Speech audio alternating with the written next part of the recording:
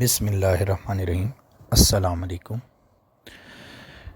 پچھلے حصے میں بتایا جا چکا کہ کس طرح ذہانت سے علی بن سفیان جو جاسوس اعظم تھا صلاح الدین ایوبی کا، اس نے کس طرح ہاتھوں کی الٹی سمت سے چیک کر لیا کہ یہ تو تیر انداز ہے۔ اس کے بعد اس نے علی بن سفیان نے اس تیر انداز کا تم ان پانچ لوگوں میں اکیلے تیر انداز ہو، بتاؤ کمان اور ترکش کہاں ہے۔ پانچوں چپ رہے۔ علی بن سفیان نے پانچوں میں سے ایک کو پکڑ کے محافظوں سے کہا اس کو درخت کے ساتھ باندھ دو۔ درخت سے دور، کھجور کے درخت سے دور علی نے اپنے تیر انداز کے کان میں کچھ کہا۔ تیر انداز نے تیر چھوڑا، سیدھا اس کی دائیں آنکھ میں گیا۔ علی نے باقی چار سے کہا تم میں سے کون کون صلیب کی خاطر اپنی طرح تڑپ تڑپ کے جان دینے کو تیار ہے، اس کی طرف دیکھو۔ وہ بری طرح چیخ رہا تھا۔ میں تم سے وعدہ کرتا ہوں، علی بن سفیان نے کہا، باعزت طریقے سے تم کو سمندر پار بھیج دوں گا تم سب کو۔ دوسرے اونٹ پر کون گیا اور کہاں گیا؟ تمہارا اپنا کماندار ہمارا ایک اونٹ چھین گیا ہے اور ایک لڑکی بھی۔ علی بن سفیان نے بات مکمل کی۔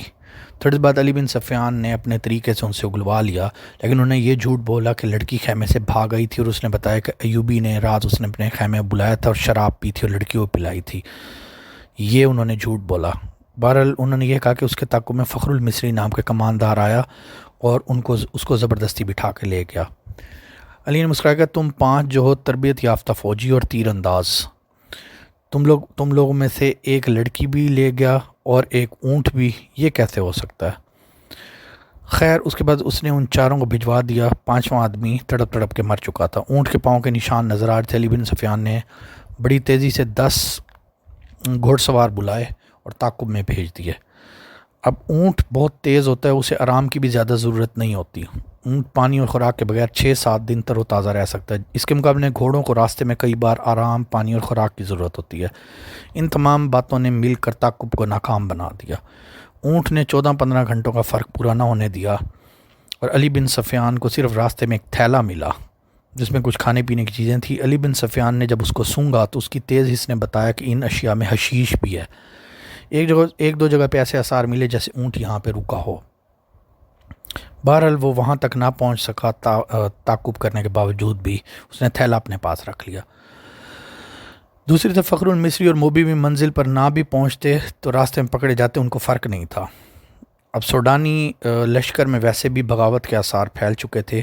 فاطمی خلافت کے جو فوجی سربراہ تھے وہ اپنے آپ کو جرنیل کم اور حاکم زیادہ سمجھتے تھے، اور وہ نہیں چاہتے تھے سلطان صلاح الدین ایوبی، جس کے پہلے مارکوں سے شہرت ہے کہ وہ اسلام کی خاطر اسلام کا جھنڈا بلند کر رہا ہے اور اپنی جان قربان کرنے کو تیار ہے، تو وہ نہیں چاہتے تھے کہ ان کی جو ہے عیاشیوں کو اور بدماشیوں کو وہ لگام ڈالے۔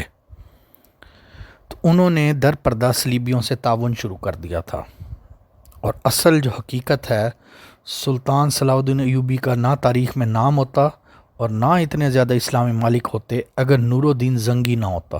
نور الدین زنگی وہ واحد شخصیت ہے جس نے سلطان صلاح الدین ایوبی کا نام بھی پیدا کیا، اس کی مدد بھی کی، اور سلطان صلاح الدین ایوبی نے اتنے زیادہ اسلامی ممالک فتح کیے۔ تو نور الدین زنگی ذرا سا اشارہ کرتا تھا، نور الدین تو سلطان ایوبی کو مدد پہنچ جاتی تھی، یعنی ایوبی کو جب جب مدد کی ضرورت پڑی نور الدین زنگی نے مدد پہنچائی۔ تو جیسے صلیبیوں نے مصری فوج کے اوپر کوئی حملہ کرنے کی ضرورت پیش کی تو فوری طور پہ نور الدین زنگی نے خشکی سے صلیبیوں کی ایک اور مملکت پہ حملہ کر دیا تاکہ وہ ساری فوج وہاں اکٹھی نہ ہو سکے۔ یہ تو سلطان ایوبی کا نظام جاسوسی تھا کہ اس نے صلیبیوں کا بیڑا غرق کر دیا۔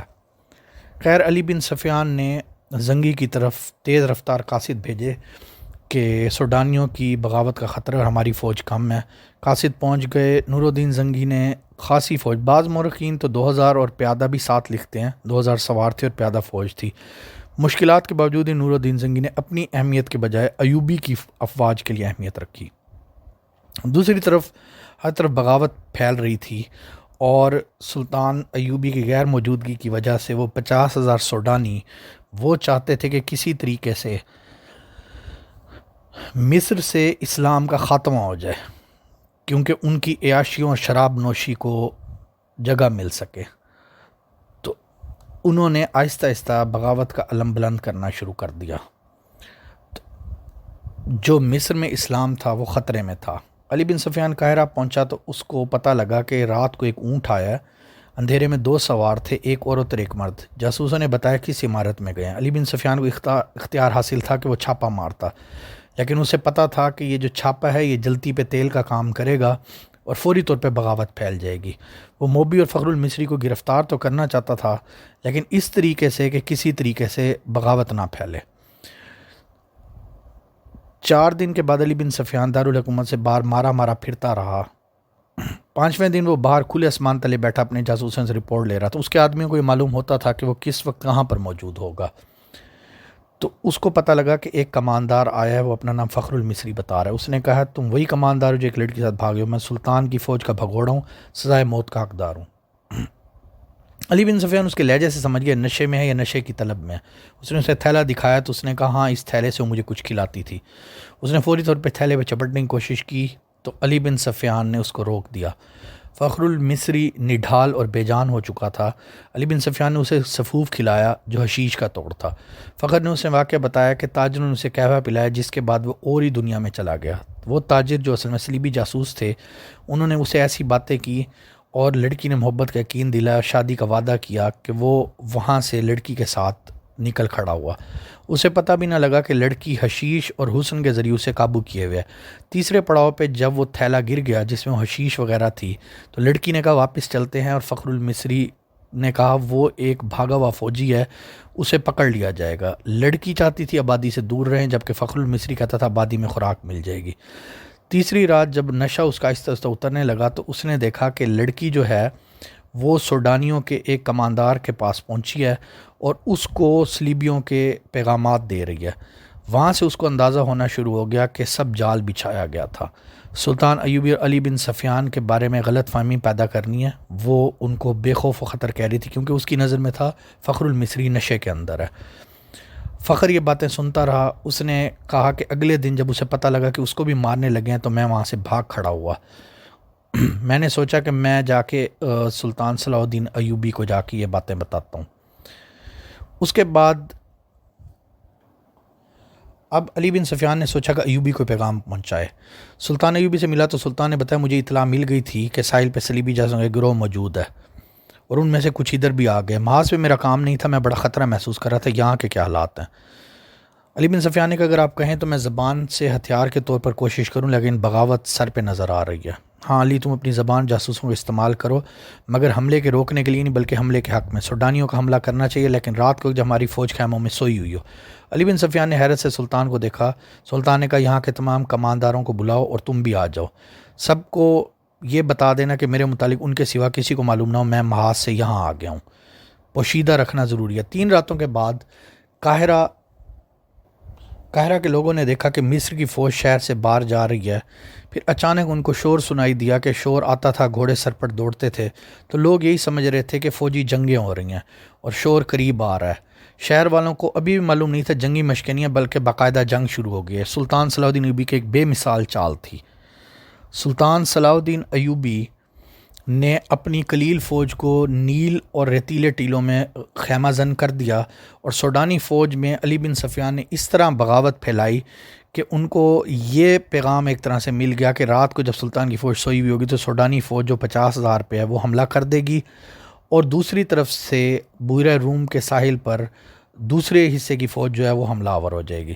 سوڈانی فوج کا حصہ نہایت خفیہ طریقے سے رات کو بحیرہ روم کے محاذ کی طرف روانہ کر دیا گیا کہ تاکہ دوسرا حصہ نیل کی طرف خیمہ زن فوج پہ ٹوٹ پڑے۔ اب اس فوج پر سوڈانی فوج نے 50,000 کی سوڈانی فوج نے مصر کی ایوبی کی فوج پہ حملہ کر دیا۔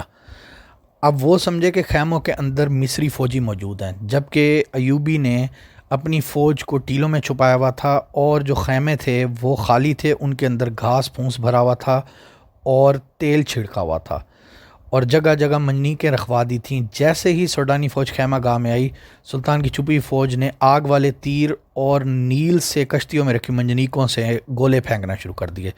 خیموں کو آگ لگی تو گھاس اور تیل نے وہاں دوزخ کا منظر بنا دیا۔ سوڈانیوں کے گھوڑے اپنے پیادہ سپاہیوں کو روندنے لگے۔ سپاہیوں کے لیے آگ سے نکلنا ناممکن ہو گیا۔ اس سے آگے کیا ہوا، کیا واقعی شکست ایوبی کو ہو گئی، اگلے حصے میں بتایا جائے گا۔